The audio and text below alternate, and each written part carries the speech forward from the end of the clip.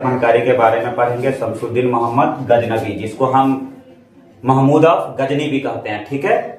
तो एक्चुअली में इसका जो डेट ऑफ बर्थ है वो है 2 नवंबर 971 और ये अफगानिस्तान के अंदर में इसका जन्म हुआ था, ठीक है। इसके पिता जो थे वो सुबुक्तगीन थे, जिसके बारे में मैंने आपको लास्ट वीडियो में बताया है। एक्चुअली में जब इसका जन्म हुआ ना, और ये जब थोड़ा 7-8-9 साल का हुआ, तभी से ये सुन रहा था कि भारत बहुत अमीर देश है, बहुत अमीर देश है, और यहाँ पर बहुत सारा सोना चांदी है, ठीक है। तो ये उसी समय डिसाइड कर लिया था कि मैं जब बड़ा बनूंगा ना तो भारत के ऊपर मैं आक्रमण करूंगा, ठीक। तो 997 में क्या होता है कि सुबुक्तगिन का डेथ हो जाता है, और सुबुक्तगिन के डेथ के बाद उसका जो सौतेला बेटा होता है वो तख्ती क्या करता है, पलट करके तख्ता और बैठ जाता है खुद राजा बन करके। लेकिन गजनवी जो है वो अपने भाई को तख्ती पर देखना नहीं चाहता है और उससे युद्ध कर करके उसको मार देता है और 998 में राजा बन जाता है। तो देखिए, ये राजा बना, बात ये नहीं है कि ये भारत के अंदर में आया और भारत पर आक्रमण किया, और 998 से लेकर के 1025 तक टोटल इसने 1027 तक इसने टोटल 17 आक्रमण किए भारत पर। और ये ज्यादा से ज्यादा 20,000 सेना लेकर के आता था, कभी 25,000 सेना लेकर के आता था और भारत में जीत जाता था, ठीक है। तो देखिए, इसके पीछे जरूरी नहीं है कि ये ज्यादा शक्तिशाली था, नहीं। भारत के भी अंदर में जो उस समय में राजा सब थे उनके अंदर में एकता नहीं थी, यूनिटी नहीं थी, ठीक है। तो देखिए, सबसे पहला आक्रमण जो ये करता है वो गुजरात के ऊपर में करता है, और उसके बाद 1001 से लेकर के 1002 के बीच में, ठीक है, यह आक्रमण करता है। जिस आक्रमण का जिक्र करना जरूरी था, यहां आक्रमण करता है। और आनंदपाल, इसके पिताजी थे विजयपाल, जो क्या होते हैं कि इस युद्ध के बाद हार जाते हैं, और ये इतना हारे थे कि लास्ट में इनको बहुत गिल्टी फील होने लगता है और ये आत्मदाह कर लेते हैं, खुद को आग लगा लेते हैं, ठीक है। उसके बाद देखिए 1004 में ये क्या करता है कि उच्च के ऊपर में हमला करता है, ठीक है।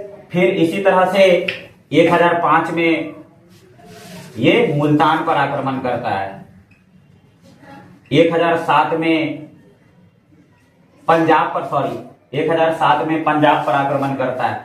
1013 में नंदसा पर अटैक करता है। ये नंदसा आज का जो हमारा मध्य प्रदेश है उसी को कहते हैं हम नंदसा, ठीक है। इसी तरह से 1017 में ये कन्नौज पर आक्रमण करता है, चित्तौड़ पर आक्रमण करता है। और उन सब में से जो मेन आक्रमण था इसका, एक आक्रमण था 1021 में, ठीक है, जो ग्वालियर पर अटैक करता है ये, ठीक है। और यहां के राजा थे गोंडा। तो ये क्या करते हैं गोंडा कि इनसे संधि कर देते हैं और इसको बहुत सारा सोना चांदी देकर के वापस भेज देते हैं। लेकिन 1024 में जब ये क्या करता है ना, गुजरात और जैसलमेर, यहां पर आक्रमण करने के बाद जब ये जीत लेता है ना, तो इसको पता चलता है एक गुजरात के अंदर में बहुत ही महत्वपूर्ण, बहुत ही इंपॉर्टेंट मंदिर है, सोमनाथ मंदिर, ठीक है। तो 1025 में ये क्या करता है, सोमनाथ मंदिर के ऊपर में आक्रमण करता है और यहां जीत हासिल कर लेता है। और देखिए, सोमनाथ मंदिर पर जब आक्रमण किया था तो इसको सूचना देने वाला जो था ना वो देवल सिंह था,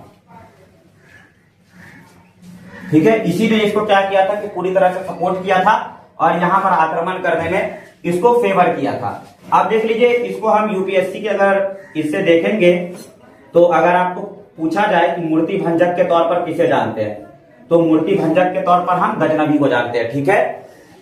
और ये सोमनाथ मंदिर पर जो ये अटैक किया था ना, ये इसका 16वां अटैक था, ठीक। 17वां अटैक कब करता है, ये 1027 में करता है।